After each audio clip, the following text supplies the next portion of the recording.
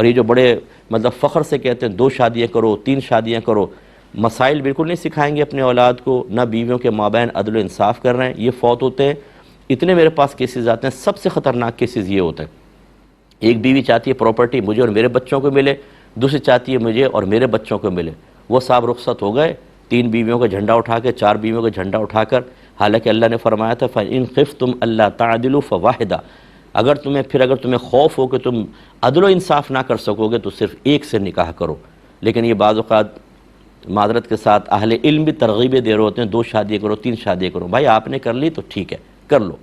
اپنے اس 3 کو جسٹیفائی کرنے کے لیے دوسروں کو آزمائش میں مت ڈالو، آپ کے پاس علم ہے، شاید آپ کے پاس تقوی ہو، شاید آپ عدل و انصاف کر سکیں، ترغیب تو دے دی آپ نے، مسئلہ آپ نے بتایا نہیں۔ ایک جاہل آدمی آپ کے کہنے پر 2-3 شادیاں کر لیتا ہے، اب ان میں عدل و انصاف نہیں کرتا۔ نبی کریم صلی اللہ علیہ وسلم نے ارشاد فرمایا جس کی 2 بیویاں ہوں وہ ایک کی طرف زیادہ مائل رہے، دوسرے کو محروم کرے، یہ بروز قیامت ایسا آئے گا کہ اس کی ایک جانب فالج زدہ ہوگی۔ آپ نے تو آزمائش میں ڈال دیا پبلک کو۔